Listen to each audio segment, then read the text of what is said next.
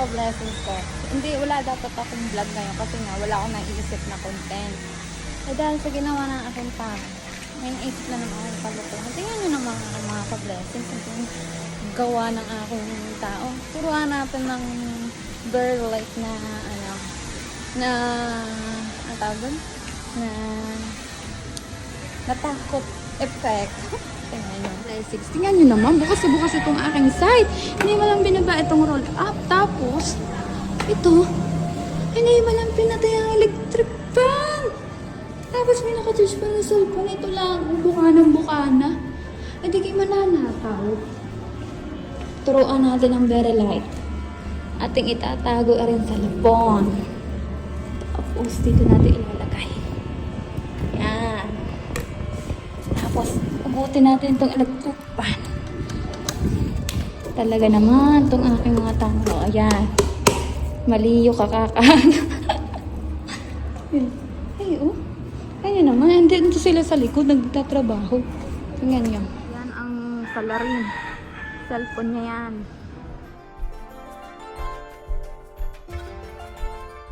Cellphone niya. Ayan ang mga tao nandito sa likod. So, ayan ang salarin. Yun ang salarin.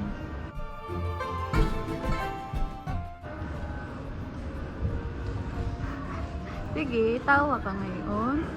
Mamaya ikay hanap ng iyong cellphone. Hanap ka mamaya ng iyong cellphone. Ayan ang pana. Ayan ay hudyat na break time na nila. Ayan natin mga tao. Ay mga tao. Hudyat yan na break time na nila.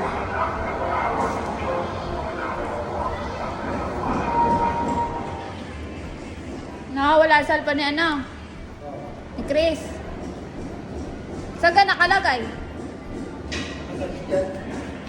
Saan naka-charge?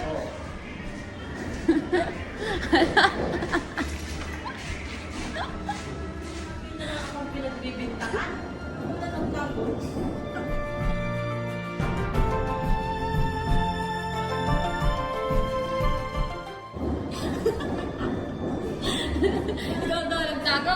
Eh paano matatago yun? Eh kung nasa bukana, iba kainin na nakaw na. Nasa bukana, bukanang-bukana. Oh, sinong magtatago niyan? Nasa na?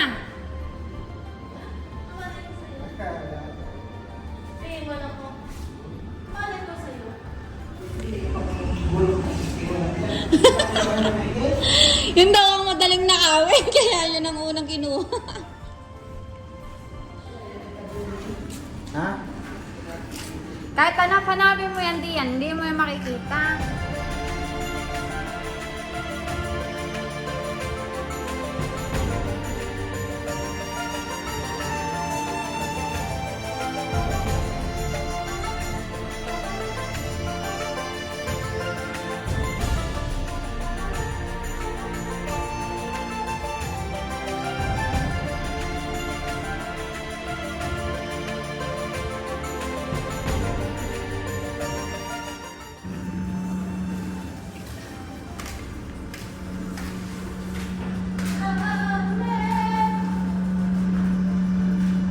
Nasa bukana lamang.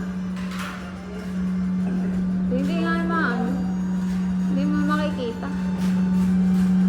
Mabait na tao. Ano mo ka? Buti hindi sila mapapichanchera. Mano?